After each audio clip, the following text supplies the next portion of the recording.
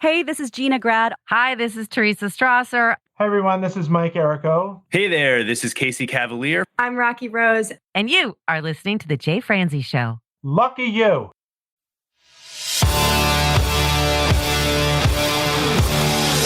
Welcome to The Jay Franzi Show, a behind-the-curtain look at the entertainment industry with insights you can't pay for and stories you've never heard.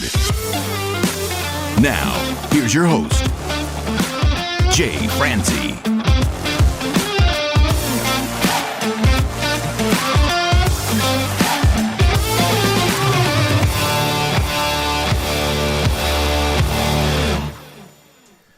Well, hello, and welcome to the show. I am Jay Franzi, and this is your backstage pass to the entertainment industry. This week, we get to talk with a country music recording artist. We get to talk with Chloe Styler.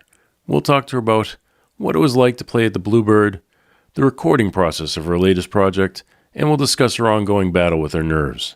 Now, Chloe, she is an absolutely amazing recording artist, and I can't wait to talk with her tonight. So if you would like to join in, comment, or fire off any questions, please head over to jfranzi.com. Now, let's get started. Chloe, my friend, how are you? I'm good. How are you? I am fantastic. I could not be better. I am so glad we get this opportunity to talk tonight. Me too. I'm very excited to have a chat. Nice. We'll call it a chat. That makes it sound casual. I like that. All right. Well, let's just jump in. What was it like playing at the Bluebird? It was amazing. That was so fun. So I did that last year on a trip to Nashville in September, and I just got to tick something off my bucket list, you know? So how often does that happen so early on in your career? And I'm just so grateful for that opportunity. I got to play brand new songs as well. And yeah, I absolutely loved it. So something that I hold very dear to my heart. Well, the Bluebird's one of those iconic places, and it's known for, no talking, just sitting there and giving respect to the writer. So it's a different type of venue. I mean, when you go and you play there, it's an experience like no other. It's a very, very quiet audience. Very quiet audience. And I love that. Like, that was fantastic. As a writer and an artist, I felt really, really respected. And like, that's the kind of audience I love playing to as the writer. Obviously, as an artist, you're like, I want people to be able to sing the songs back to me. But I really loved that aspect of it. Was it what you expected when you arrived to the venue?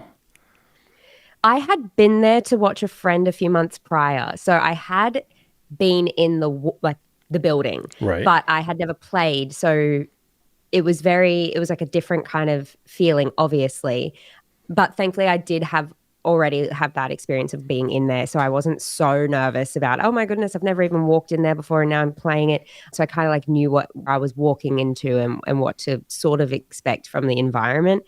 But then nothing could prepare me for actually playing. I just had to do it. I just had to live that experience and go in nervous and do it and have fun, which I'm really glad I can say I did. I didn't let the nerves take over and I had a lot of fun. Well, that's cool. That's the biggest thing, right? You want to be in the moment so you can remember what happened, and you want to experience it when you're there. Absolutely. But what most people don't realize is when you're arriving at that venue, it's in a strip mall, and the line's outside in the parking lot. Yeah. It's not your typical venue, and it's not in the tourist section of Nashville. It's out in Green Hills. It's definitely in an area that you wouldn't expect. But when you get there, it's amazing, and you never know who's going to show up and what songs they've written. It's just a great place. It really is. Yeah. It's really cool. I was very fortunate. I was in Nashville only last week, and I was there for a month, and my family came and visited from Australia. The Bluebird was actually shut for renovations, but I drove them out there and we just kind of peeped through the window, and they got a photo out the front, and they weren't expecting it to be where it was, and it was a bit of a shock, but I was like, yeah, welcome to the most Green Hills iconic Mall venue in Nashville. Yeah. But I mean, I think that's half the charm of it. That's where it started and everything's grown around it. And the history there is just amazing. So what songs did you play? I performed Read a Room, which is my latest single. I performed another song called Little Lady, which is coming out later this year. And for the life of me, I don't know what the third song is that I performed. So you weren't that in the moment. No, I was clearly so nervous I've forgotten what the third song is. It must have been one that I've already released, probably, to be honest. I'll come back to you. Not sure. We'll put a bookmark there. Yeah. What I want to know, you mentioned, and I mentioned that you're from Australia, so the Gold Coast. I'd like to know what the difference in the music scene is between that area of Australia and Nashville. Okay, so there's a big difference. In regards to where I live on the Gold Coast, there's not a lot of country music. We are expanding, and I've been releasing music for 7 years, so I've seen kind of that expansion as I've been in the growth. And it's very exciting to have that growth happening in Southeast Queensland and seeing all like the friends I went to university with, like actually like listening me. to country music now. Yeah, like you, exactly. Yeah. But it is like a melting pot for all different genres on the Gold Coast, and it's a really cool place to live and be within the music industry because there's so many different things you can draw inspiration from.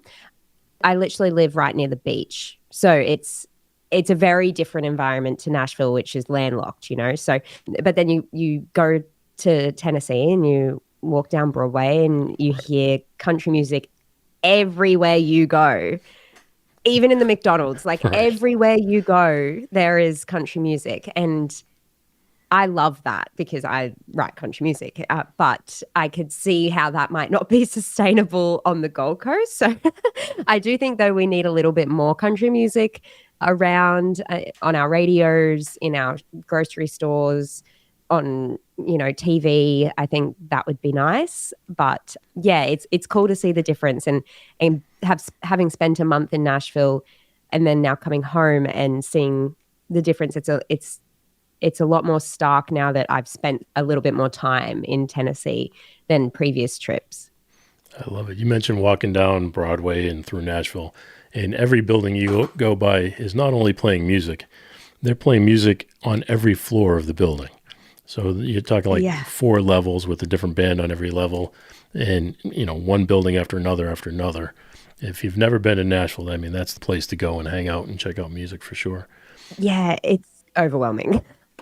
But being in Queensland, I mean, how do you even get interested in country music in the first place? My parents, actually. So they love country music and they kind of just raised me on their music, which was Australian artists like Lee Kernaghan and Troy Cassar-Daley. Rick Springfield. Yes, of course, obviously. But also like the Chicks and Fleetwood Mac, the Eagles. So then like not just country music is where I started hearing music when I was little. It was like Dido and Jewel and all those kinds of artists as well. So when I started making my own music, I drew upon all these different acts and genres, which was really cool. But my heart always has been with country music because I love it and I love the storytelling aspect of it and just the way it makes you feel when you listen to a good country song. But yeah, I have my mum and dad to thank for that. Well, there you go. Thank you to them for sure. Yeah. I laugh and I make a joke about Rick Springfield, but I liked Rick Springfield. I grew up on his music. Yeah. Anyway, so you start playing country music, but like you mentioned, you're not just playing country music. You're playing it with more of a pop and even a rock influence. What has led you to do that? I am a country artist, but if one song needs a little bit more pop elements or a little bit more jazz or rock or whatever it may be, I'm going to lean into that a little bit more with my producer.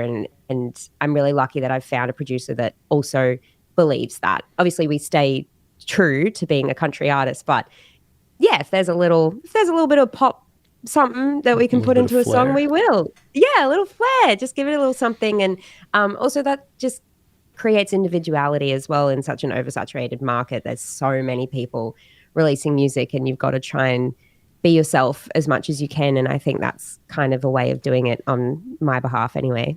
Yeah, it's got some vibes to it. I don't know if you're familiar with Jonathan Brooke, but it's got like a Jonathan Brooke vibe to it in some ways and stuff. Okay. So, I mean, just the drum beat and the feel of some of the songs is like that to me. So Thank you. You mentioned your producer. So who produced it?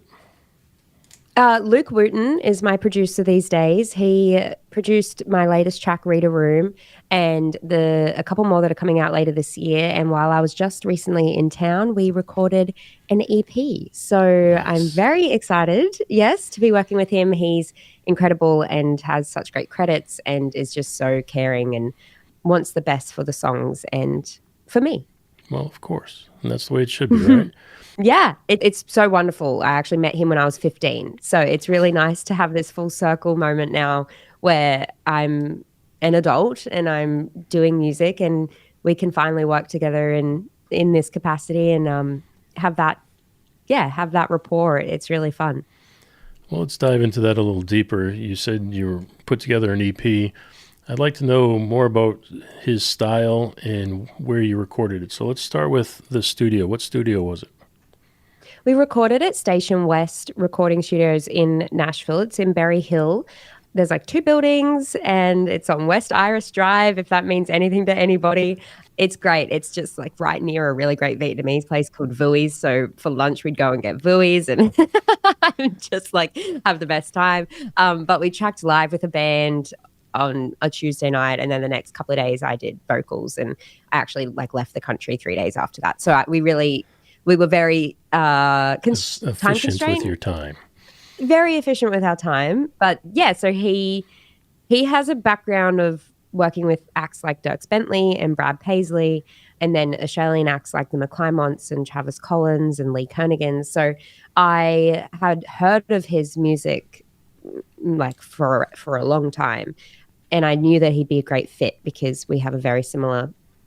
I mean, I love the McClymonts, and he did work with them in Australia. So yeah, I knew that we'd be good, and so far so good. I actually just found out today that Reader Room, the first track we did together, has debuted at number 38 on the Australian radio charts. Nice. Yeah, so I think maybe we did a good thing. There's some sort of chemistry there for sure.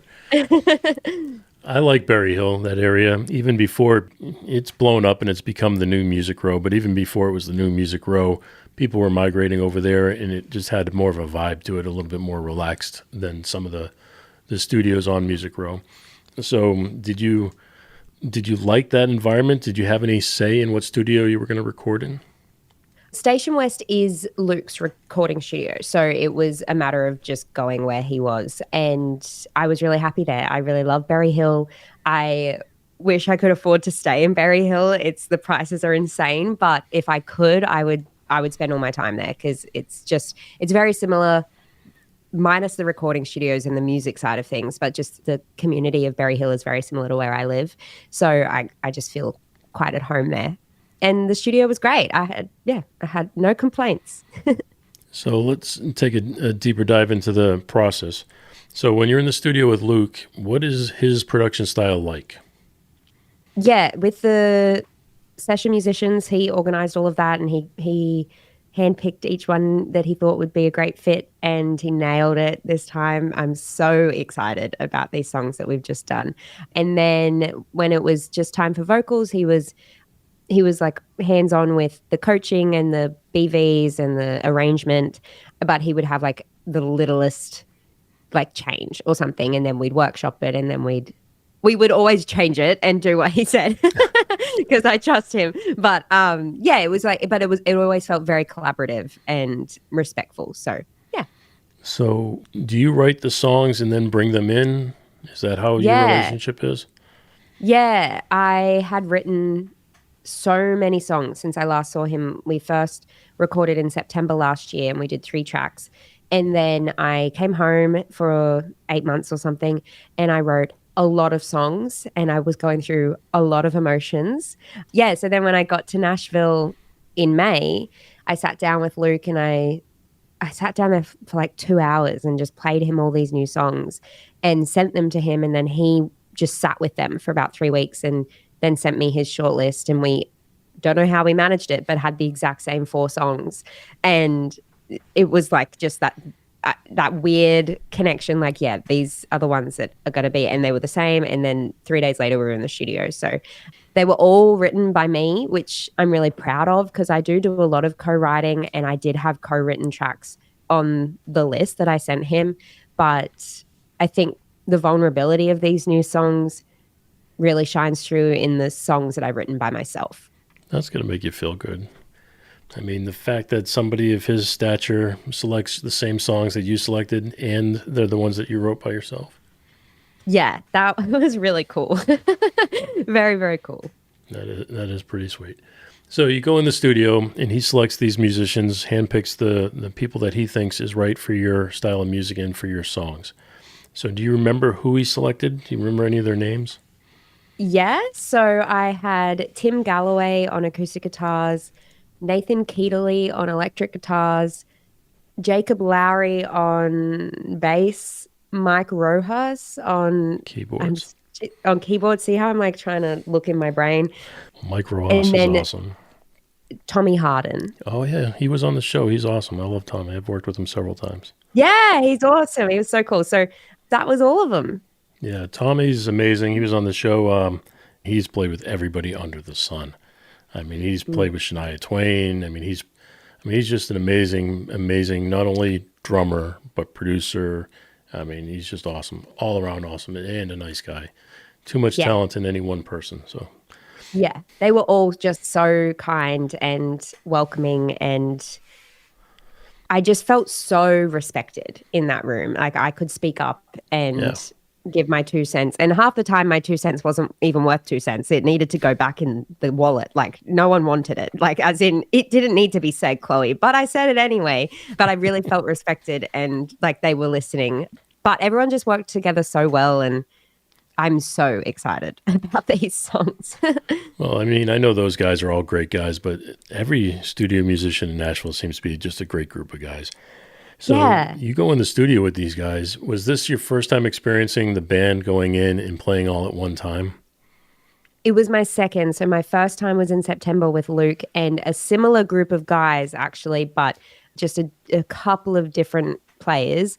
So it was nice to see like Nathan and Mike and Tommy again and kind of just keep expanding on what we had been working on. And honestly, there is nothing like what they do in Nashville in Australia. Like I have never experienced that. We did 4 songs in 3 hours. Right. And that's just, to me, like I did 2 EPs in 2020 and we tracked 10 songs with the band in 5 days. Yeah, here you do that in 5 hours. Literally, like crazy. So cool. It's just mind-blowing to see them do their thing. So when you experienced that for the first time, what was going through your mind? Well, back in September, I was so overwhelmed. Like I was standing there like, what is happening? And if I wanted to speak up about something, which there were a couple of things that I did speak up about in September, I realized it was now or never. And if you really want this change, like speak up. It's not going to happen otherwise. Like we were sharing a session with somebody before me and we did 3 tracks in like an hour 45. So I had to get my thoughts out and it was overwhelming because, you know, I don't want to step on anybody's toes or anything like that. But again, I felt so respected and like I could. But my mind was just running a million miles an hour and I had never, ever experienced anything like that, but in a great way. Like it was so eye-opening and amazing to watch. It speaks to their talent. I mean, it goes so fast. You have to be amazingly talented because what I don't think a lot of people understand is they've never heard your music before. They walk in a room and they're handed a piece of paper with numbers on it. And then they go in the other room and 3.5 minutes later, there's a song. You might give them some guidance of, you know, this is what I want it to feel like, or this is what I had in mind, or even this might be the tempo I'm looking for. But then they just go out in the room and they play it. And, they just play it. You know, one time through and they're like, what do you think of that? And you might have, like you said, an opportunity to make 1 or 2 suggestions or thoughts. And next thing you know, it's over. Yeah. Absolutely insane. Next thing you know, we're moving on to the next one. Crazy. So that's pretty sweet. So when's this new EP going to be out? I don't actually know, but I am just going to be telling everybody until then that I'm excited about it. I have some music coming out until the end of this year. I have singles consistently coming out. And Luke and I have been talking about what to do with the EP. And I anticipate it will likely be in the first half of next year. So then I can hopefully tour it and do fun things with it in the second half of the year. So, yeah, I'd keep an eye out for the first half of next year. Okay. We'll do that. So let's Yeah. rewind a little bit and go back to your earlier stuff that you tracked. What songs were included in that batch? So that was Read a Room, which came out in May. There was another song called Call It, which comes out in July, and another song called Little Lady, which comes out in October. So when you listen to them now, do you still get that same excitement when you first listened to them? I do. I actually, because I'm in the process now of organizing Call It and getting it ready for release in July, end of July, which is not that far away. That's like 5 weeks away. Right. I'm getting very nervous because it's a very personal song. And I really didn't think about the repercussions of how personal it is. When I was in the studio, I was just like, I'm going to record this song and I'm going to put it out. And the person or people, or I'm trying not to like give away, but like the situation that it's about can just like deal with it. And now I'm like, no, I have to deal with that in 5 weeks' time. And I'm a little bit nervous about that, but it'll be fine. And then the other one, Little Lady, that's coming out in October, I'm really excited about that one. It's potentially, prior to these 4 that I've just tracked with Luke, Little Lady is the favorite song I've ever written. I'm really proud of it. I love the lyrics. If you can say that about your own song, I'm not sure if that's boastful, but I'm just very proud of the lyrics and the way that it kind of just fell out of me so naturally when I wrote it. And it's not about anybody, it's about me, which is nice. I usually write about a boy that's hurt my feelings or blah, blah, blah. But this one is about me and my personal growth as a human. And I'm really excited to get it out. I think it's okay to like a song that you've done, to feel that way. Thanks. I mean, I've written several songs at this point, and there's some that I like better than others. Yeah, and you can tell pretty quickly as well if it's going to be a good song or not, if you like it or not. I do always owe it to the song to finish it. So I always finish a song, but I can know within the first verse if it's going to be worth doing anything with. But Little Lady, I was like, ooh. And I've been playing it live since I wrote it in July last year. What's the reception then? A really nice one, a very warm and complimentary reception. People always come up to me afterwards and say, that song, Little Lady, that's a good one. That's one of your better ones. And I'm like, thanks. I feel bad for the other ones that aren't as good, but So let's take a step back. You mentioned something there I want to follow up on, and that was, you said you're going through the process of releasing these songs and getting ready for releasing these songs. So What is the process that you go through? So I'm self-managed and I'm independent. I do have a distributor based in Nashville, MGM Distribution, and I do have publicists in Australia and in the US.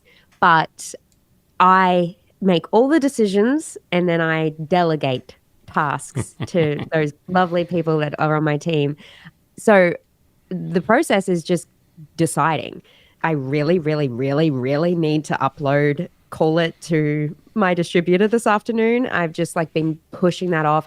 Don't know if you can tell, but I'm sick and I got home from Nashville like 3 days ago and I've been very unwell for a few days.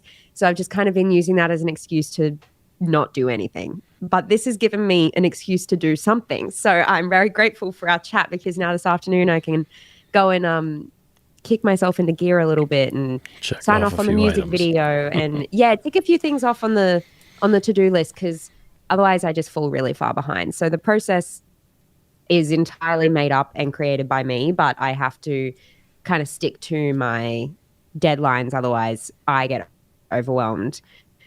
I called my publicist the other day and we've pushed a release date back for Little Lady because it was meant to be mid-September, but it just was not going to happen. I just can't. I'm only one girl. I can only do so much. And I think I'm learning as well to give myself grace with those things because at the end of the day, it doesn't matter if the song comes out 2 weeks later. Sure. I don't think so. You know? No. Yeah. You'd rather have a something you're proud of at the time than something that's rushed. Exactly. And as a listener, I would appreciate that too. I'd rather wait a week or two or even a month or two to get something that I'll play over and over and over again and that I'll want to, take in. So exactly. I think you're doing the right thing. Thank you. But as an independent artist, how are you getting involved in these award shows and, being nominated and stuff for these awards? So very fortunately in Queensland and the Gold Coast, you can nominate yourself. So I do each year. And so I nominated myself last year for Release of the Year for my EP Side A. And lo and behold, I ended up getting an actual nomination for it. And I was one of, I think, 6 finalists. And I went to the awards show for the Gold Coast Music Awards. And I was also asked to perform, which was a really nice moment because I've been going to those awards since 2019 when I was first nominated. And to be recognized among my peers, I was born on the Gold Coast. I've grown up here. I've lived here my whole life. I've seen like amazing acts come through the Gold Coast, and to have that recognition was really nice. I didn't win, but I don't mind, like I think everything happens for a reason. And the reason for me last year was I got the opportunity to perform one of my own songs in front of like 1,200 industry personnel on the Gold Coast. So yeah, amazing. So fun. Did you get any feedback from doing that? Yeah, I did. I had so many nice comments afterwards from industry. I mean, your brain can be like, well, why didn't I get a manager out of that or something? But again, I just think everything happens how it's meant to. And I had some really nice feedback saying that they loved the song, or that it was a great solid performance and tight band, etc. And those things mean so much to me. And it's like just like the little push that keeps you going when you might be in like a little self-doubt moment or not sure what you're doing moment, which happens a lot with me. But yeah, I hold on to those comments and experiences when I'm going through that self-comparison or doubt. Do you still feel that way sometimes, that imposter syndrome? Oh my goodness, yeah. I'm always feeling self-doubt. I don't know if that will ever go away. I think, especially as self-managed and independent, because I am making all my own decisions, it can be very overwhelming. But like, it's not crippling. Like I don't let it affect me entirely. But I think that just comes with growth and with growing up as well. I am very fortunate that my family's super supportive. So if I'm ever unsure about something, I just go to mum and dad's place and I have dinner with them, and then I just word vomit for an hour and just let all my emotions out. And they go either like, we can't really help you with this, but have you thought of XYZ? Or actually, we can help you with this. And then whatever they say, I already feel better because I've gotten it off my chest.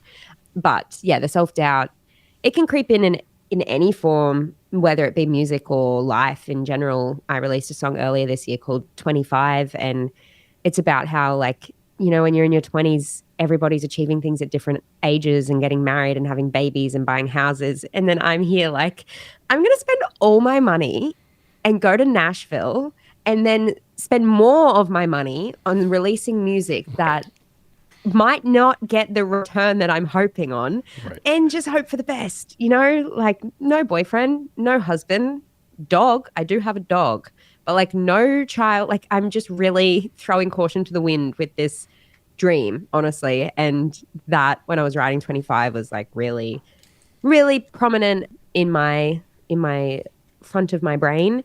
But as I've grown up a little bit, again, I think it's just something that you just learn to compartmentalize and also trust the process. There you go. Yeah. My parents got married so young. My mum was 19. And when I reached 19, I was like, well, I could come home with a ring on my finger now and you couldn't say anything. Obviously, I didn't do that. And like 8 years later, I'm still not married. But I definitely had that like in the back of my head when I was growing up, being like, oh, that's a normal age to get married. No. No, my parents get married Not at a like normal age 20 to get as well. married. It's like, no. Yeah. Not Good on mum and dad, though. Still married 40 years later, which is so cool. But I might just hold off a little longer. Just a little bit. I tell my kids they're not allowed to date until they're 30. But that's all right. All right. So when you were nominated at the award show, do you remember any of the people that you were nominated and had to go up against? Oh, not off the top of my head. The thing is, it wasn't like a country only category. So there were all different genres. I think I was the only country act. The artist that won is called Saint Lane. And he, I think, is like a pop. I'm going to say the wrong genre, so I'm not going to say anything at all. But he's really cool, and he performed as well. And I really loved his vibe, and he won Release of the Year. So yeah. Very nice. Was there anybody at the award show that you looked up to at the early stages?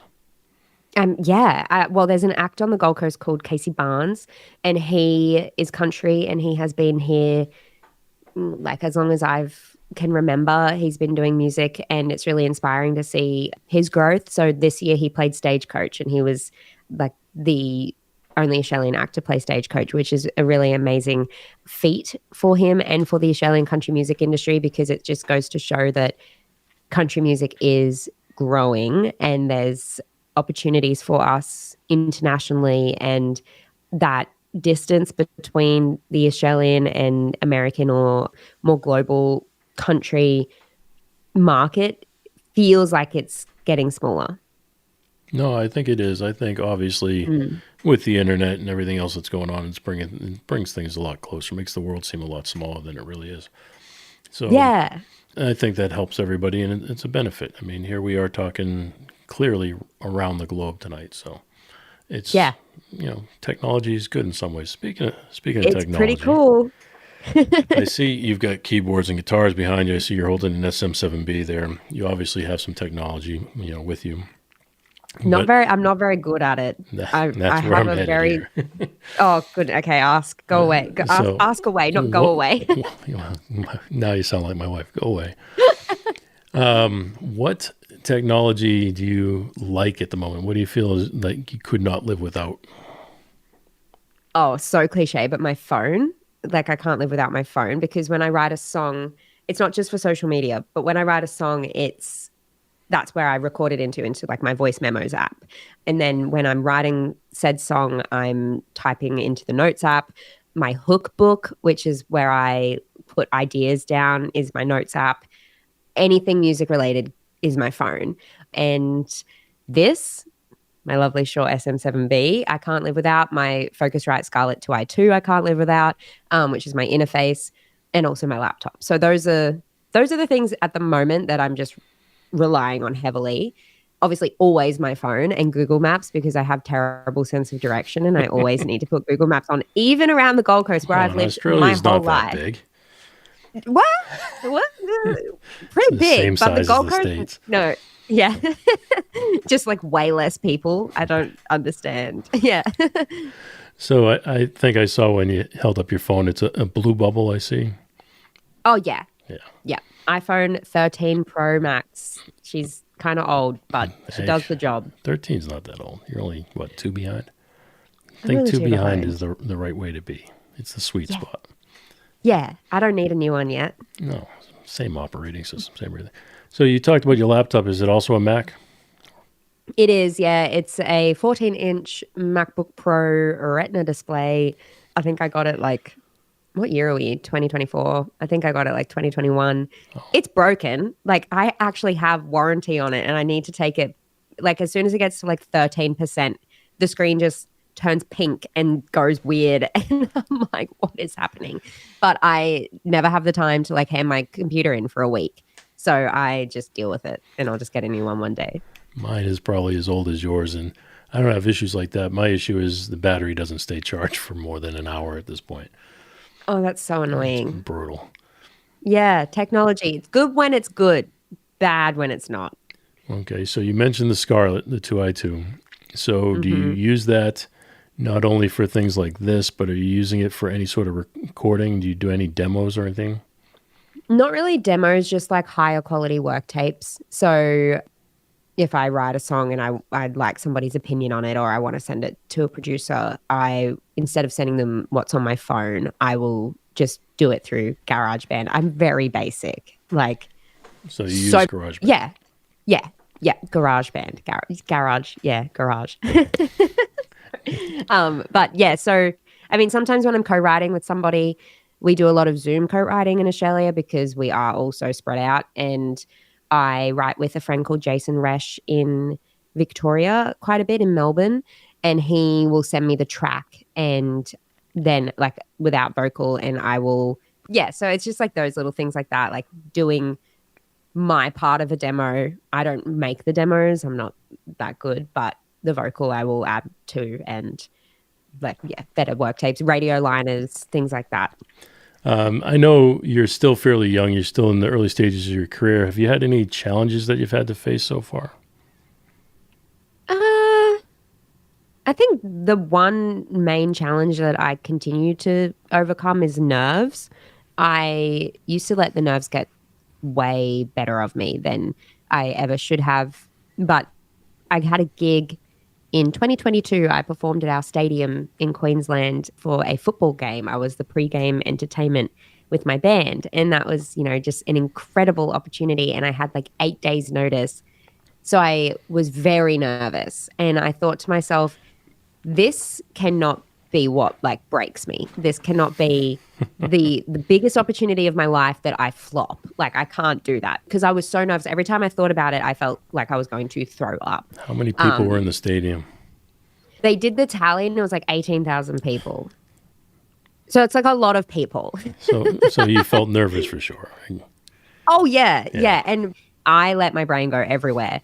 But leading up to the gig, I thought, how am I going to handle this? How am I going to actually not throw up on stage? And I learned that I can reframe my mind because nerves and excitement are very, very similar, like bodily feeling and reaction. And I genuinely, for like 8 days, every time I felt nervous, I audibly said, I'm excited. I would overcompensate and actually say out loud, no matter where I was, who I was with, what I was doing, because the nerves would creep in at any time. Like it didn't have to be when I was alone. It was any time. And then I'd be like, I'm excited. And no way, I'm not even joking. I'm not nervous. I'm actually just excited. And I wasn't even nervous on that stage. I was just running on adrenaline and excitement. It was so cool. So I continue to work on that. Obviously, that was like a very short-lived experience because that was just the one gig and I really honed in on that for 8 days. And when a bigger gig comes up, and I've had a few like support acts over the last few months, and those feelings creep back in, and I just remind myself, like, another way I look at it is like I had a 15-minute support slot earlier this year. 15 minutes, like that's 3 songs, 4 if I'm lucky. Right. And I said to myself, Chloe, this is 15 minutes of your whole life. Your whole life. Like you will be fine. Like you will be fine. Whatever happens, it's 4 songs. 15 minutes of your whole life. The best and 4 songs you have that you've played over and over and over again. Over and over. I know I wrote them like the back of my hand, So, that's definitely something that has been a challenge since I've started performing. I'm just so self-critical. And I also, you get caught up in your own head and care what people think. And you just gotta do your own thing and just have fun because the whole point of it is to have fun on stage. So for you, 4 songs that you've written and that you've played over and over again, no, you knocked it out of the park, I'm sure. I had a really great gig, that specific one. I feel like I did knock it out of the park. So what was the best memory from that night? That night, I supported a man called Shannon Knoll, and he was the very first winner of Australian Idol when I was 6. And so I have known of him my whole life. As long as I have memories, I've known of Shannon Knoll. And then I had an opportunity to support him for 15 minutes. And my favorite memory is just the fact that I got to do it. Like that was so full circle. When I was 6, I didn't even, I loved music. I loved singing around the house and my singing lessons, but there was probably no part of me that was like, I'm going to support Shannon Knoll one day. Like even when I was 15, like I probably didn't even think I was going to support Shannon Knoll one day. So to just live that was really cool. Did you get to meet him? Yeah. And his family, he was just such a nice guy. And did he live so up down to to earth. Yeah. He was amazing and such a great show. Just such a cool night and cool experience, and something that I'm so glad I wasn't nervous about and I wasn't nervous for, because I really got to live it and I got to hold those memories up here forever and not be out of my depths and in my own head about it, So like we talked earlier, did you have that moments when you're performing that you're able to take it in? Yeah, I did. I always play Dreams by Fleetwood Mac in any set, even the 15-minute ones. I chuck it in there because I know that I'm still emerging and most people in that crowd aren't going to know my own music. So I have to get their attention somehow. And that's with Dreams by Fleetwood Mac. And I got to soak it in when I did a chorus and everybody sang it back to me. And I love that because one day, hopefully, it will be my own song that everybody's singing back to me. But until then, I will happily try and do Stevie Nicks justice and sing Dreams and just kind of put everyone in a good mood because the job of the support act is to warm up the stage and warm up the crowd and make them excited for the main act. So I always make sure I do my best to do that, and Dreams kind of helps, I think. No, absolutely. And you're right. Your job is to support the headliner. The benefit of doing it, the perk to you for doing it is being exposed to a new audience, and in most cases, a very large audience. And I know you say you play that song so that they have something they can relate to, but how do you take that moment and now connect with that audience? So Dreams has a lot of, what's the word? Meaning to me and my life. My parents my mum mainly played a lot of Fleetwood Mac growing up, and I've seen them live 3 times in all different forms. I saw them in their original form with Lindsey Buckingham and everybody, and then I've seen them with Neil Finn as the guitarist, and I once went with just my mum. So Fleetwood Mac is my favorite band and a really lovely moment I get to share with my mum, and going to their concerts and listening to their music together just means so much to me. So when my mum's in the crowd, it also means a lot more to me that I can play Dreams, and she can probably be like, well, all that tuition money that we spent on Chloe for music and stuff actually might be paying off now. And she gets to hear one of her favorite songs. So yeah, that's how I relate to Dreams. I don't just, because I have done the cover gig circuit here. I've played the pubs, I've played the clubs, I've done that. So I try and not make it feel like a cover. I try and make it feel like my own version of another song and connect with the audience and connect with the song while I'm singing it. Because there is a fine line of just doing a cover and people not really connecting to it. But I try. Well, again, a handful of things there I want to make sure we touch on. One, real quick, you mentioned your mother being in the audience. Does it make you more nervous to perform in front of your family? It actually does. Not necessarily nervous. I just feel I get a little bit more in my own head about it because they've seen me play so many times. But when I'm alone, so for example, like I performed in Tasmania earlier this year and I flew down by myself and I didn't know anybody and I was just doing a gig. I was supporting Nick Kershaw and Go West from the UK, and it was my first gig with them, and I just did my thing, and I felt very comfortable and very in control. And then a couple of weeks later, I performed the same gig to my parents, and I felt out of control and weird about it, and I didn't know why, but I think it was just because my parents have seen my growth since I was 20 and started performing live, and now I feel really comfortable on stage that I overdo it when they're there, and I'm like, what are you doing? Just do what you do normally. You don't have to overdo it. It's your parents, but they don't mind what I do, but I can tell that they would be really proud, and all I ever want to do is make them proud as well. So it does add that layer of pressure, I suppose, on myself of making sure I do a good job and doing them proud. I have no doubt they're proud of you. I always say that for me, it's easier to perform in front of people that I don't know than it is people that I do know. Absolutely. I concur. Absolutely. So the other things you mentioned was school. Did you go to school for music? No. So I graduated high school at 17 and then I went straight to college, and I studied at the University of Queensland. Go UQ. And go UQ.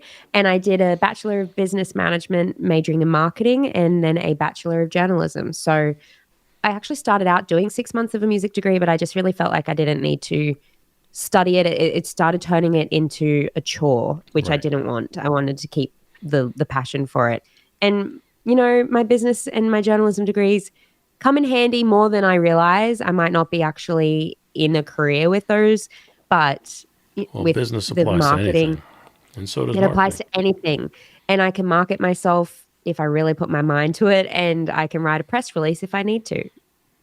There you go. You have a great team of people that do that for you. However, I'll let Anna do it. Yeah, right. So you're fresh out of school. Do you feel like school benefited you enough to go through it, would you do it again?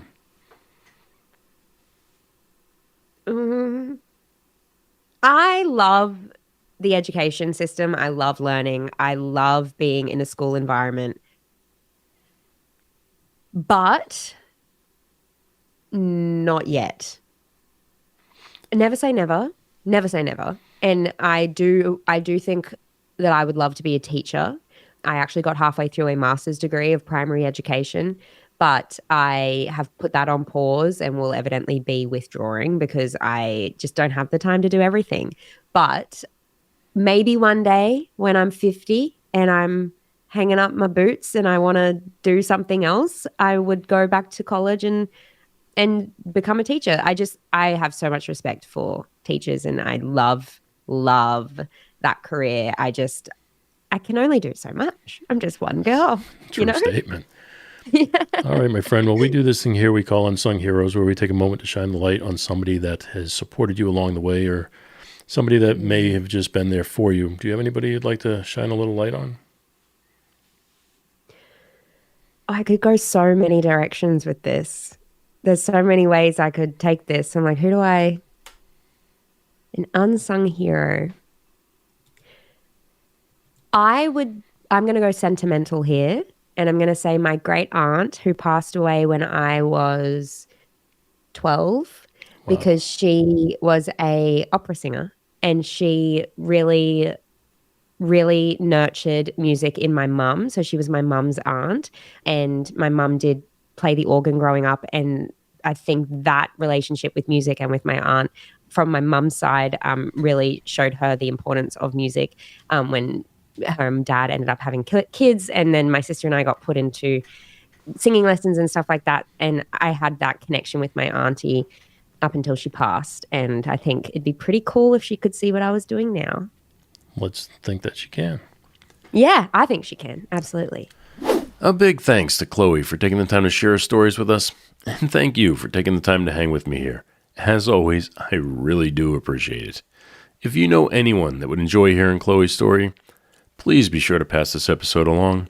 You can do that and find the links to everything mentioned over at jfranzi.com/episode 80. Thanks again for listening, and I'll see you next week. Thanks for listening to The Jay Franzi Show.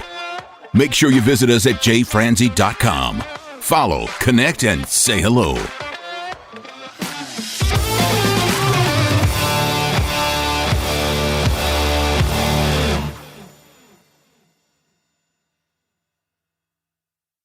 This episode has been brought to you by VR Knives, your source for 100% custom knives made by a true rock star. So, if you're in the market for a new piece of art, reach out to VR Knives. 407-421-5528. 407-421-5528.